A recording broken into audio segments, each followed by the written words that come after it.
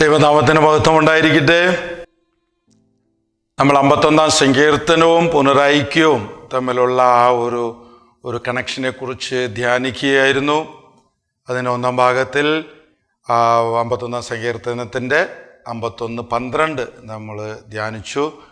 രക്ഷയുടെ സന്തോഷം വീണ്ടും എനിക്ക് നൽകണമേ, ഒരുക്കമുള്ള ഒരു ഹൃദയം നൽകി എന്നെ താങ്ങണമേ. ഇവിടെ രക്ഷയുടെ സന്തോഷം എന്നത് ഞാൻ പുനരൈക്യമായി വ്യാഖ്യാനിക്കുന്നു. കാരണം നമ്മുടെ ധ്യാന ചിന്തകളിൽ പുനരൈക്യമാണ് ഒരു കീവേഡ്. സോ ആത്യന്തികമായി വചനപ്രഘോഷണത്തിൻ്റെയും ആത്യന്തികമായി മിഷൻ്റെയും ഒക്കെ ലക്ഷ്യം അവസാനം റീയൂണിയനാണ്. ദൈവവുമായിട്ടും മനുഷ്യനായിട്ടും പ്രകൃതിയായിട്ടൊക്കെ നമ്മളെ വീണ്ടും ആ ആദ്യ അവസ്ഥയിലേക്ക്, ആ രക്ഷയുടെ സന്തോഷത്തിൻ്റെ ആ അവസ്ഥയിലേക്ക് തിരിച്ചു കൊണ്ടുവരിക എന്നതാണ് അതിൻ്റെ ലക്ഷ്യം. അതാണ് കുരിശിലെ പുനരൈക്യം. അപ്പോൾ അതിലേക്ക് കടക്കുന്ന നമ്മൾ തീവ്രമായിട്ട് ആഗ്രഹിക്കുകയാണ് ഈ പുനരൈക്യത്തിൻ്റെ സന്തോഷം, അല്ലെങ്കിൽ ആ ഒരു ആത്യന്തികമായ ഒന്നിപ്പിൻ്റെ സന്തോഷം വീണ്ടും എനിക്ക് നൽകണമേ. അങ്ങനെ നമ്മൾ പ്രാർത്ഥിക്കുമ്പോൾ ആദ്യമായിട്ടൊരു തലത്തിൽ നിന്നുകൊണ്ട് എന്താണ് എനിക്കത് വരാത്തത്? ഒരുപക്ഷെ മേ ബി ഡെർട്ടി, അല്ലെങ്കിൽ ചുറ്റുമുള്ളതൊക്കെ അല്പം ഡെർട്ടി ആയിരിക്കാം. It is not looking fresh. അപ്പോൾ ആ ഒരു സന്തോഷം കുറഞ്ഞു, ഒരു നീരസം, ഒരു വിമുഖത, ഇതൊക്കെ നിറഞ്ഞു. അപ്പോൾ സങ്കീർത്തനക്കാരും പറയുന്നത്, ദൈവത്തിനോട് പറയുന്നു, എന്നെ കഴുകണമേ, ഞാൻ നിർമ്മലനാക്കപ്പെടും, മഞ്ഞിനേക്കാൾ നിർമ്മലനാക്കപ്പെടും. Wash me lord that I may be clean.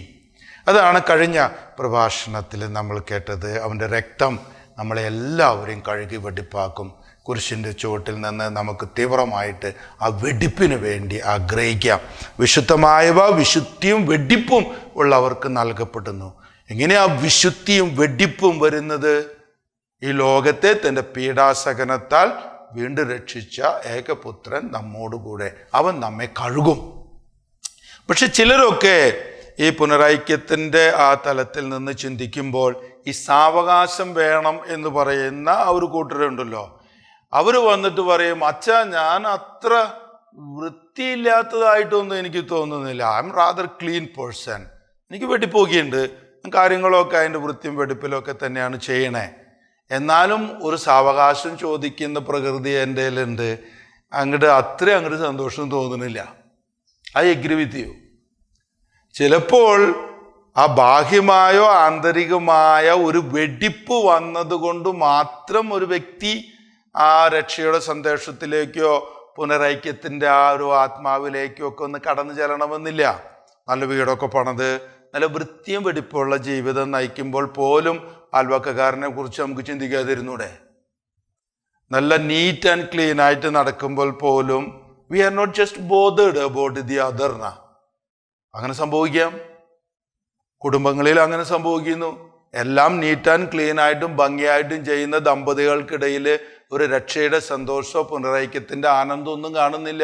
So there is A possibility നമ്മൾ നമ്മെ തന്നെ വൃത്തിയാക്കി വെക്കുന്നത് വഴി ആ ഒരു രക്ഷയുടെ സന്തോഷം വരണമെന്നില്ല. ചിലർക്കൊക്കെ അപ്പോൾ അത് മതി, ഇറ്റ് കംസ് ബാക്ക്, ബിക്കോസ് ഒന്ന് കുളിച്ചാൽ മതി, അവർ ഫ്രഷായി, they become very clean and so on. But there are people, ഈ സാവകാശം ചോദിച്ച് നടക്കുന്ന ആൾക്കാർ, ഈ ഇപ്പോ എന്ന് പറയുന്നതിൽ നിന്ന് എപ്പോഴും അകന്നു പോകുന്ന ഒരു കൂട്ടര്, അവർക്ക് അവരധപ്പതിച്ച ഒരു അവസ്ഥ, അത് ആ ഒരു വെടിപ്പ് കേടിൻ്റെ ആയിരിക്കണമെന്നില്ല.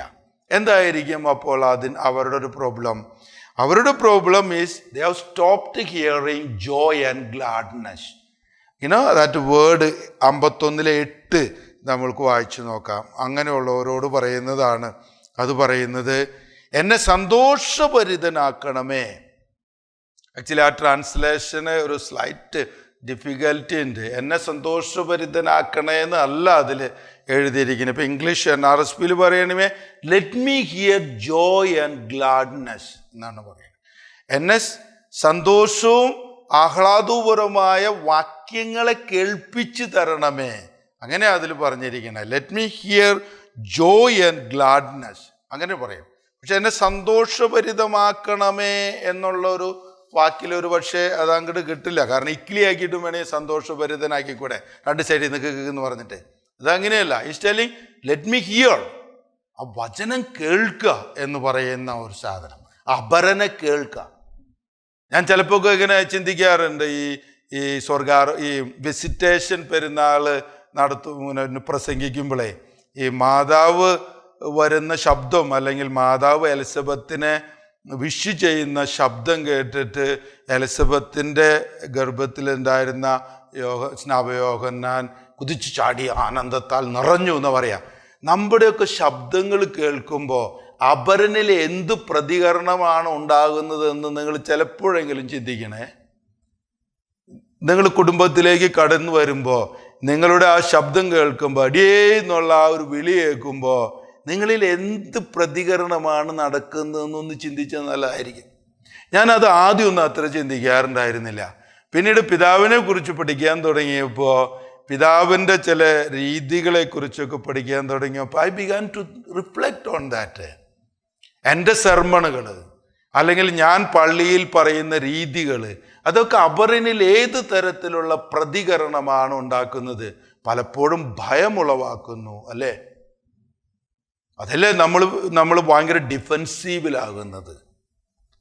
നമ്മൾ ആനന്ദവും ആഹ്ലാദവും നിറഞ്ഞ കാര്യങ്ങൾ കേൾക്കാൻ തുടങ്ങണം.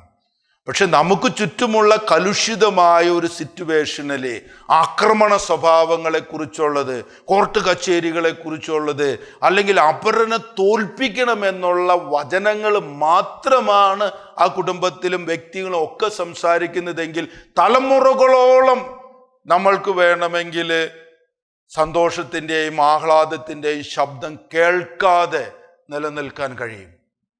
It is perpetuated. They never hear about anything.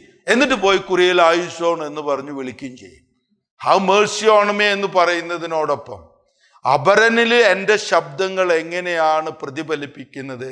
അത് അവരെ സന്തോഷഭരിതരാക്കുന്നുണ്ടോ?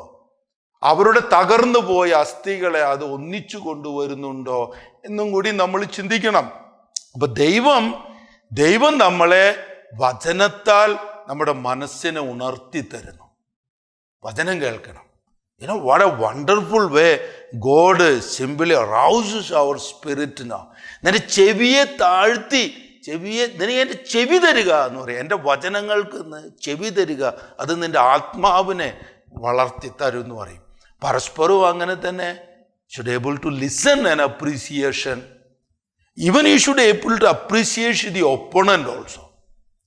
നമ്മുടെ ആ ഒരു പ്രതിപക്ഷ ബഹുമാനം എന്നൊക്കെ പറയില്ലേ, അങ്ങനെ ആ ഒരു പ്രതിപക്ഷ ബഹുമാനത്തോടു കൂടെയെങ്കിലും ആദരവോടുകൂടെ അപരനെ സമീപിക്കാനും സംസാരിക്കാനും ഒക്കെ ഈ കഴിഞ്ഞാൽ മാത്രമേ പുനരൈക്യത്തിലേക്ക് കടക്കുകയുള്ളൂ. വിയോജിപ്പുകളും ഡിഫറെൻ്റ് സ്റ്റാൻഡുകളൊക്കെ ഉണ്ടായിരിക്കാം.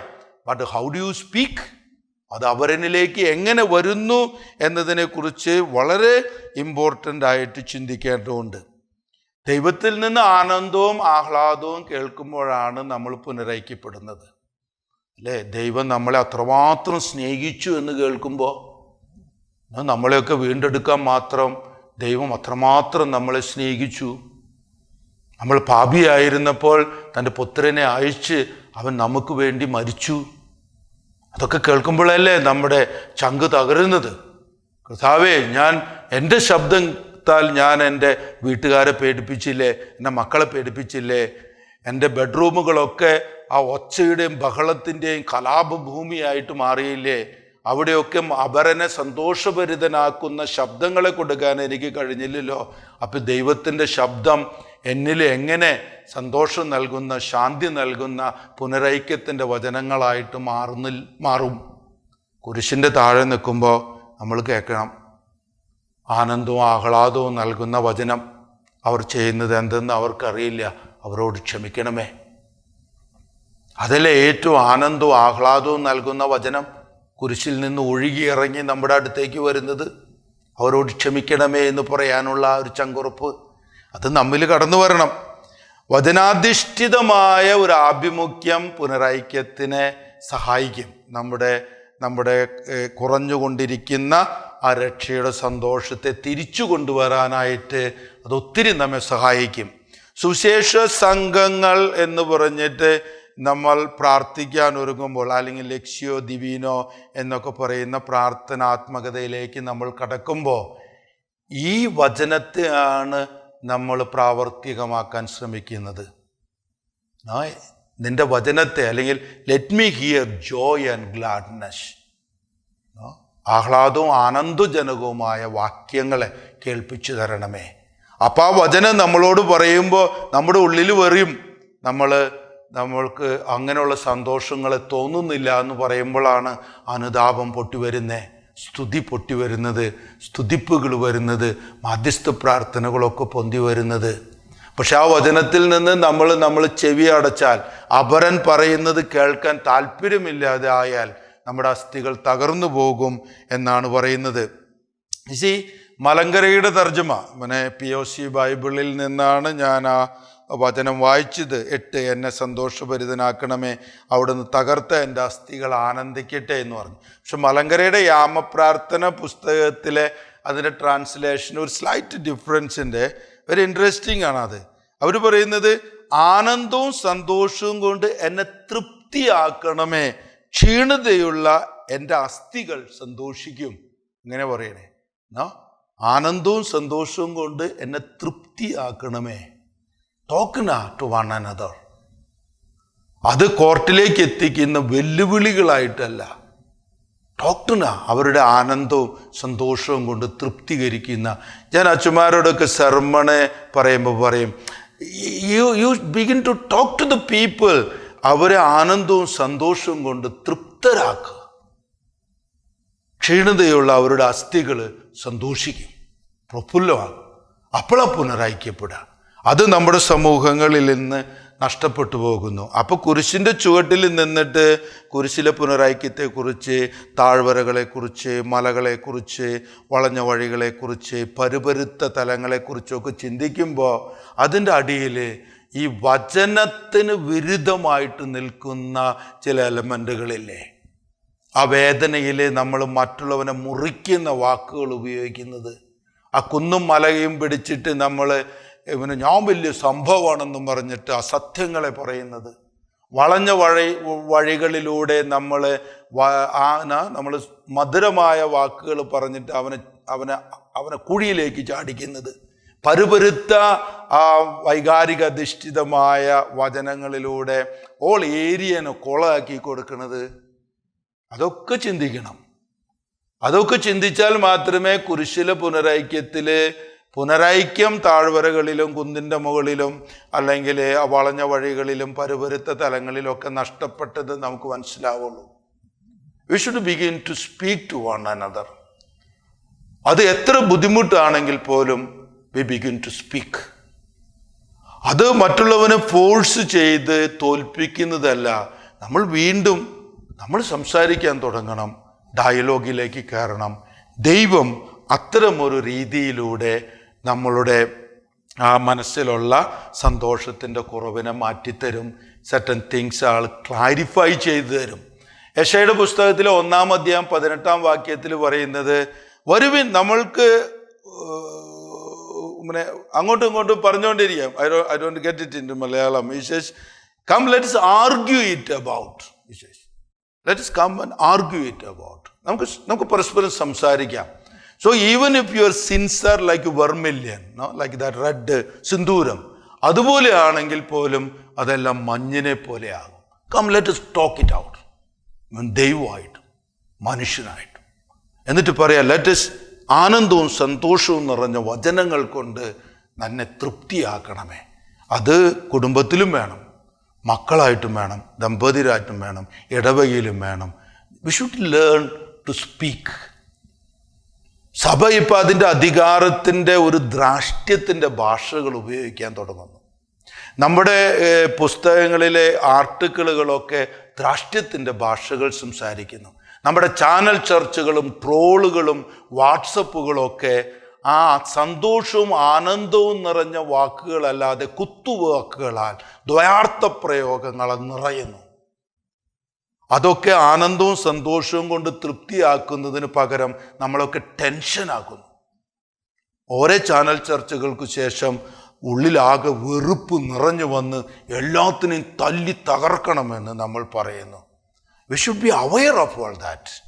എന്നിട്ട് നമ്മളെങ്കിലും ചിന്തിക്കണം, എനിക്ക് എൻ്റെ ചുറ്റുമുള്ള അല്ലെങ്കിൽ എനിക്ക് നൽകപ്പെട്ടിരിക്കുന്ന ആ ഒരു അവസ്ഥയെ can I talk peacefully? ആനന്ദവും സന്തോഷവും കൊണ്ട് എനിക്ക് അവരെ തൃപ്തരാക്കാൻ കഴിയുമോ? അപ്പോൾ പുനരൈക്യം തിരിച്ചു വരും, ഡെഫിനറ്റ്ലി.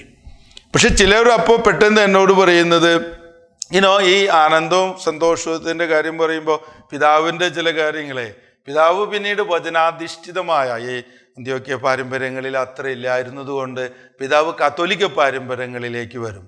അതൊക്കെ ഈ ബദനിപ്പള്ളികളൊക്കെ തുടങ്ങുന്നത് വചനം പ്രസംഗിക്കാനും ജനങ്ങളോട് സമാധാനത്തിൻ്റെ വഴികളെ പറഞ്ഞു കൊടുക്കാനായിരുന്നു.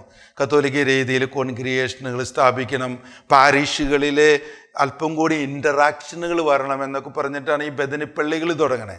സോ ബദനിപ്പള്ളികൾ ആ ഒരു ഇതിൽ നിന്ന് പൊന്തി വരുന്നതാ ആനന്ദവും ആഹ്ലാദവും നിറഞ്ഞ വാക്യം കൊണ്ട് നമുക്ക് തൃപ്തരാകാം. Let's talk one another, let's behave one another. അതുവഴി നമ്മുടെ സഭയിൽ പുനരൈക്യം വരും, ഒരു പുതിയ ആഭിമുഖ്യങ്ങൾ വരുന്നൊക്കെ പിതാവ് ചിന്തിക്കാൻ തുടങ്ങിയിരുന്നു. സെറാംപൂരിലായിരിക്കുന്ന കാലത്തോട്ട് തന്നെ. പിന്നീട് തിരിച്ചു വന്നതിന് ശേഷം കത്തോലിക്ക പള്ളികളുടെ രീതിയിലാണ് ഈ ബദന പള്ളികളൊക്കെ തുടങ്ങുന്നത്. അതിൽ ഒത്തിരി ഈ വചനാത്മകതയും പരസ്പരം സംസാരിക്കുന്ന രീതികളും കുടുംബ വിസിറ്റുകളും ഒക്കെ പിതാവ് ഇൻകൾക്കേറ്റ് ചെയ്തിരുന്നു. ഒപ്പം തന്നെ ചിലർ സംസാരിക്കുന്ന ഒരു കാര്യം, ഇങ്ങനെ നമ്മൾ ഈ അങ്ങോട്ടും ഇങ്ങോട്ടും ഇരുന്ന് വർത്താനം പറഞ്ഞുകൊണ്ടിരുന്നാൽ മതിയോ? ഞങ്ങൾ അങ്ങനെയൊക്കെ സംസാരിക്കാറുണ്ട് അച്ഛാ. ഇപ്പം ഞങ്ങളുടെ ഭാര്യയും ഞങ്ങളുടെ ദമ്പതി ജീവിതത്തിലായാലും ഞങ്ങളുടെ കുടുംബത്തിലായാലും വളരെ നല്ലതായിട്ട് ഞങ്ങൾ സംസാരിക്കുന്നു. അച്ഛന്മാരോടായാലും ആരോടായാലും ഒന്നും ഒരു കുഴപ്പമില്ല അച്ഛാ, അത്ര വെടുപ്പുകേടായിട്ടൊന്നും തോന്നുന്നില്ല, അങ്ങനെ കട്ടുവാക്കുകളോ അങ്ങനെയുള്ള കാര്യങ്ങളും തോന്നുന്നില്ല, എന്നാലും ഒരു സന്തോഷമില്ല. എന്നാലും ഞങ്ങൾ രണ്ടാളും ഒരുമിച്ചിരിക്കുമ്പോൾ ഈ പറയുന്ന തരത്തിലുള്ള ആ ഒരു ഇതൊന്നുമില്ല അച്ഛാ. രക്ഷയുടെ സന്തോഷം എവിടെയൊക്കെയോ നഷ്ടപ്പെട്ടു പോയതുപോലെയാണ് തോന്നണേ. അതിന് നിങ്ങൾക്ക് ഒരു കാര്യം കൂടിയും പറയണം. കാരണം ഏതവസ്ഥയിൽ നിന്നാണ് അധപതിച്ചിരിക്കുന്നു എന്ന് അറിയില്ലോ. അപ്പോൾ അത് വെടിപ്പായിട്ടിരുന്നാലും ഇറ്റ്സ് ഓക്കെ, അങ്ങനെയാണെങ്കിൽ ഭാഗ്യം. പിന്നെ നിങ്ങൾ നല്ല വചനമൊക്കെ കേൾക്കുന്നവരാണ്, പരസ്പരവും നല്ല അപ്രിസിയേഷൻ കൊടുക്കുന്നവരാണ്, ദാറ്റ്സ് ഫൈൻ. പക്ഷേ അതും അല്ലാതെയും സാവകാശം ചോദിച്ചിരിക്കുകയാണ് ഞാൻ എന്ന് പറഞ്ഞിട്ട് ഇരിക്കുകയാണെങ്കിൽ അവിടെ വേറൊരു തലം കൂടി ഉണ്ടെന്നാണ് സങ്കീർത്തനം പറയണേ. ആ തലം വെരി ഇൻട്രസ്റ്റിംഗ് തലമാണ്. വാട്ട് ഹി സേസ്, 9-ാമത്തെ വചനം, എൻ്റെ അകൃത്യങ്ങൾ മായ്ച്ചു കളയണമേ. അവിടെ പറഞ്ഞത് എന്നെ കഴുകി വെടിപ്പാക്കണമേ, ഞാൻ മഞ്ഞിനേക്കാൾ നിർമ്മലനാകുന്നതാണ്. പക്ഷെ ആ കഴുകി ഇപ്പോഴും പോവാത്ത ചില പാടുകൾ, ബ്ലോട്ട് ഔട്ട് മൈ ഇനിക്വിറ്റീസ് എന്നാണ് അതിന് പറയാ. ഇവിടെ വാഷ് മീ, കഴുകിയിട്ടൊന്നും പോകണില്ല, അങ്ങനെ കെട്ടുകയാണ് പാട്. അതിങ്ങനെ ഉറച്ച് കഴുകണം എന്ന് പറയും, ഉറച്ച് കഴുകണം എന്ന് പറയും. ബിക്കോസ് ആ വേദനകൾ അല്ലെങ്കിൽ ആ താഴ്വാരങ്ങൾ അല്പം കൂടി ഡീപ്പാണ്. അതുകൊണ്ട് അയാൾക്ക് സന്തോഷം വരുന്നില്ല, അയാൾക്ക് ആ പുനരൈക്യത്തിൻ്റെ സന്തോഷത്തിലേക്കൊന്നും ജസ്റ്റ് കടക്കാൻ കഴിയുന്നില്ല. How do I explain that? അത് ഇന്നത്തെ കുഴപ്പങ്ങളല്ല എന്ന് പറയും. അവരെ ഭൂതം പിടിച്ചിട്ടുണ്ടെന്ന് പറയും. അവനെ ഭൂതം മാറ്റണം. ഭൂതം മാറ്റണം എന്ന് പറയുമ്പോൾ വല്ല പൂജ ചെയ്യണമെന്നൊന്നല്ല കേട്ടോ ഞാൻ പറയണേ. ഭൂതങ്ങൾ എന്ന് പറഞ്ഞാൽ അതീതം, പാസ്റ്റ്, അതിനെ നമ്മൾ ഭൂതകാലം എന്ന് പറയും. കാരണം ഇപ്പോഴേ വെടിപ്പുള്ളവരാണ്. ഇപ്പം നിങ്ങളുടെ കുടുംബത്തിലൊക്കെ വെരി ഹാപ്പി ആയിട്ട് എല്ലാവരും അങ്ങോട്ടും ഇങ്ങോട്ടും ഒക്കെ സംസാരിക്കുന്നുണ്ട്, ഒരു കുഴപ്പമില്ല. ബട്ട് സ്റ്റിൽ നിങ്ങൾ മ്ലാനവദനരായിട്ടാണ് ഇരിക്കണേ. കുർബാനയിൽ പറയുന്ന പോലെ എപ്പോഴും പ്രസന്നവദനരും നിർമ്മല ചിത്തരുമായിട്ട് വ്യാപരിക്കാൻ ഞങ്ങളെ സഹായിക്കണമെന്ന് പ്രാർത്ഥിക്കുമ്പോൾ വിഷാദമഗ്നരായിട്ട് മ്ലാനവദനരായിട്ടാണ് നിങ്ങൾ ചരിക്കുന്നതെങ്കിൽ, പക്ഷെ നിങ്ങളുടെ കുടുംബത്തിലൊരു കുഴപ്പമൊന്നുമില്ല, നിങ്ങളൊരു നീറ്റും ക്ലീൻ ആയിട്ടുള്ള പേഴ്സണാണ്, അങ്ങനെയാണെങ്കിൽ നിങ്ങളുടെ അതീതങ്ങളിലേക്ക് കടന്നുപോയി ചിന്തിക്കണം. ഭൂതകാലങ്ങൾ നിങ്ങളുടെ വർത്തമാനകാലത്തെ നശിപ്പിക്കുന്നുണ്ട്. ഭൂതകാലത്തിൽ നിന്നുള്ള വിടുതൽ പുനരൈക്യത്തിന് അത്യാന്തപേക്ഷിതമാണ് എന്ന് പറയാം. ഭൂതകാലത്തെ കെട്ടിപ്പിടിച്ചുകൊണ്ടിരിക്കുന്നവർക്ക് ഒരിക്കലും പുനരൈക്യപ്പെടാൻ കഴിയില്ല. ചില ദമ്പതിമാരുടെ ക്ലാസ്സുകളൊക്കെ കൊടുക്കുമ്പോൾ അല്ലെങ്കിൽ ഈ ഡൈവോഴ്സിനൊക്കെ വിചാരിക്കുന്ന ആളുകൾ വരുമ്പോൾ അവരോട് സംസാരിക്കുമ്പോൾ ഓരോ ചേച്ചി തുടങ്ങും, എന്നാലും അച്ഛാ 4 കൊല്ലം മുമ്പ്. എൻ്റെ പൊന്നു ചേച്ചി, 4 കൊല്ലം മുമ്പുള്ള കാര്യം അവിടെ നിൽക്കട്ടെ, ഇപ്പം എന്താ കുഴപ്പം? അപ്പൊ കുഴപ്പമൊന്നുമില്ല. എന്നാ പിന്നെ എന്തിനാ എങ്ങനെയൊക്കെയാണ് പറഞ്ഞേ? എന്നാലും 4 കൊല്ലം മുമ്പ് എന്ത് പറഞ്ഞാലും ആ ചേച്ചി 4 കൊല്ലം മുമ്പ് എന്ന് പറഞ്ഞു തുടങ്ങും. അതിന് 4 കൊല്ലം മുമ്പത്തെ ഒരു ഭൂതം പിടിച്ചിരിക്കുക. ഇപ്പൊ ഒരു കുഴപ്പമില്ല. ഇപ്പൊ കെട്ടിയവൻ ശരിക്കും നോക്കണമൊക്കെ ഉണ്ട്. ഇപ്പൊ വീട്ടില് അത്ര കുഴപ്പമൊന്നുമില്ല. ഇപ്പൊ ഞങ്ങൾ നല്ല വീടൊക്കെ വെച്ചു. എന്നാലും 4 കൊല്ലം മുമ്പ് അങ്ങനെ ആയിരുന്നില്ല അച്ഛാ. 4 കൊല്ലം മുമ്പത്തെ കാര്യം ഇപ്പൊ എന്തിനാ നിങ്ങൾ പറയണേ? അതിന് ഭൂതം പിടിച്ചിരിക്കുക. അത് മാറ്റിക്കളയണം. താഴ്വരകളിൽ അങ്ങനെ ഭൂതങ്ങൾ ഒളിഞ്ഞു താമസിക്കുന്നുണ്ട്. പിതാവിനെ സംബന്ധിച്ച് പുത്തങ്കൂർ സമുദായത്തില് അവരായിരിക്കുന്ന അവസ്ഥയിൽ ഒന്നും ഒരു കുഴപ്പമില്ല. വൺ ഓഫ് ദ വെൽത്തി ഗ്രൂപ്പുകളായിരുന്നു. അതല്ലേ ഈ പേർഷ്യന്നും അന്ത്യോക്യന്നും ഒക്കെ ഉള്ള ആ വലിയ വലിയ പാത്രിയാർക്കീസുമാരും അവരൊക്കെ ഇവിടെ വന്നു പോണേ. കാരണം ഇവിടുന്ന് വന്നു പോകുമ്പോൾ മടി നിറച്ചു കൊണ്ടുപോകാം. ഡയറുകൾ പോലെയുള്ള കുടുംബങ്ങളായിരുന്നു. എല്ലാ പ്രാർത്ഥനകളും നോമ്പുകളും ഒക്കെ ഇത്ര കൃത്യമായിട്ട് പാലിക്കുന്ന അങ്ങനത്തെ ഒരു ഗ്രൂപ്പ് വേറെ ഇല്ല എന്ന് പറയും. പക്ഷെ അവരെയൊക്കെ ഭൂതം പിടിച്ചിട്ടുണ്ടായിരുന്നു. അതീതങ്ങളിലെ പല കാര്യങ്ങളും അവരെ പിടിച്ചിട്ടുണ്ടായിരുന്നു. അത് 270 കൊല്ലം മുമ്പ് പിടിച്ച ഒരു ഭൂതം. ആ ഭൂതങ്ങൾ നമ്മുടെ വർത്തമാനങ്ങളെ നശിപ്പിച്ചു കളഞ്ഞു. വർത്തമാനത്തെയും നശിപ്പിച്ചു. അതുകൊണ്ടല്ലേ ആനന്ദവും സന്തോഷവും നിറഞ്ഞ വചനങ്ങൾ നമ്മളിൽ നിന്ന് വരാത്തത്. അവർക്കോ അവരുടെ തലമുറകൾക്കോ വഹിക്കാൻ പറ്റാതിരുന്ന ഒരു നുകം നമ്മൾ ഇപ്പോഴും പേറിക്കൊണ്ടിരിക്കുക. യേശുവിന്റെ നുകം പേറാനും അത് ലഘുവാണെന്നും അത് വളരെ വിനീത ഹൃദയനാണെന്നും മൃദുലത നിറഞ്ഞതാണെന്നും ഒക്കെ നമ്മൾ മറന്നുപോയി. You should think about that. പുനരൈക്യപ്പെടാൻ കഴിയുന്നില്ലെങ്കിൽ, കുരിശിന്റെ ചുവട്ടിലേക്ക് വന്നിട്ട് ആ പുനരൈക്യമായി തദാത്മ്യപ്പെടാൻ കഴിയുന്നില്ലെങ്കിൽ, എൻ്റെ സഹോദരങ്ങളെ, നിങ്ങൾ ഈ കാര്യത്തെക്കുറിച്ച് ചിന്തിക്കണം. നിങ്ങളുടെ കുടുംബങ്ങളെ ഭൂതം പിടിച്ചിട്ടുണ്ടോ? നിങ്ങളുടെ വ്യക്തി ജീവിതങ്ങളെ ഭൂതം പിടിച്ചിട്ടുണ്ടോ? ആഴത്തിലുള്ള മുറിവുകളെ മറക്കാൻ നിങ്ങൾ മടിക്കുന്നുണ്ടോ? ആ ഭൂതകാലത്തിൽ നിന്നുള്ള വിടുതൽ ഇന്ന് പുനരൈക്യപ്പെടാൻ അത്യന്താപേക്ഷിതമാണ്. നിങ്ങൾ അതിൽ നിന്ന് മാറാൻ തയ്യാറാവുന്നില്ലെങ്കിൽ പുനരൈക്യം നിങ്ങളെ സ്പർശിക്കുകയില്ല. നിങ്ങൾ വീണ്ടും സാവകാശം ചോദിക്കും. നിങ്ങൾ പറയും, അച്ഛൻ പറയുന്നതൊക്കെ ശരിയാണ്, എന്നാലും പക്ഷേ എനിക്ക് അല്പം കൂടി സാവകാശം വേണം. എന്തിനാ സാവകാശം? ആ ഭൂതങ്ങളുമായിട്ട് സല്ലപിക്കാനാ. പിതാവ് പുനരൈക്യപ്പെടുന്ന ഒരു വലിയ കർമ്മത്തിലേക്ക് കടക്കുന്നത് ഈ ഭൂതകാലത്തിൽ നിന്നുള്ള വിടുതൽ അദ്ദേഹത്തിനെ സ്പർശിച്ചു എന്നുകൊണ്ടാണ്. ആ ഭൂതകാലത്തിന് പിതാവ് ക്ഷമിക്കും. പല കാര്യങ്ങളും സംഭവിച്ചിരിക്കാം, ചരിത്രത്തിലും അങ്ങനെ സംഭവിച്ചിരിക്കാം.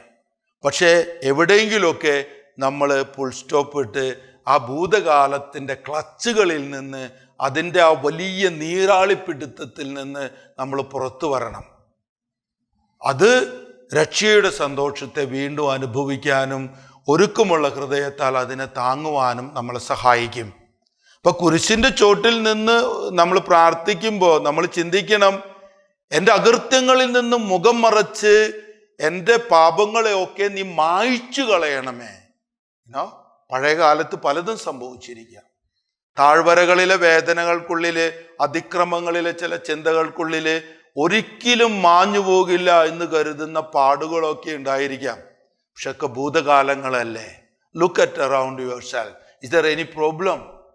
ഇന്നത്തെ മക്കളുമായിട്ട് ഒന്നിക്കാൻ, ഇന്നത്തെ സഭയുമായിട്ട് ഒന്നിക്കാൻ, ഇന്നത്തെ ജനതയായിട്ട് നിങ്ങൾക്ക് ഒന്നിച്ചു വന്ന ഒരു പുതിയ സ്വപ്നത്തെ കാണാൻ എന്താണ് നിങ്ങളെ മാറ്റി നിർത്തുന്നത്? പഴയകാല സംഭവങ്ങളോ, ഒത്തിരി കൊല്ലങ്ങൾക്ക് മുമ്പ് സംഭവിച്ച കാര്യങ്ങളോ? സ്റ്റോപ്പുന ആ ലിറ്റിൽ ബിറ്റ്. എന്നിട്ട് ഒന്ന് ഫ്രഷായിട്ട് ചിന്തിച്ചുകൂടെ? പുതിയ സാധ്യതകളെക്കുറിച്ച് ചിന്തിച്ചുകൂടെ? രക്ഷാകരമായ തിരുത്തലുകളെക്കുറിച്ച് ചിന്തിച്ചുകൂടെ? അപ്പൊ കുരിശിന്റെ താഴെ നിൽക്കുമ്പോൾ, പുനരൈക്യത്തെക്കുറിച്ച് ചിന്തിക്കുമ്പോൾ, അതീതങ്ങളിൽ നിന്ന്, ഭൂതകാലങ്ങളിൽ നിന്നുള്ള വിടുതലിനു വേണ്ടിയും തീവ്രമായിട്ട് പ്രാർത്ഥിക്കണം. പുനരൈക്യത്തെ മാറ്റി നിർത്തുന്ന ഇന്നലകളെ പിതാവ് വേറൊരു വീക്ഷണകോണിലൂടെ കാണുകയും ഇന്റർപ്രറ്റ് ചെയ്യുകയും ചെയ്തു എന്നതാണ് അദ്ദേഹത്തെ വ്യത്യസ്തനാക്കുന്നത്. നൂറ്റാണ്ടുകൾക്ക് മുമ്പുണ്ടായ മുറിവിൻ്റെ പാടുകളെ മായ്ച്ചു കളയാൻ അദ്ദേഹം പ്രാർത്ഥിച്ചു.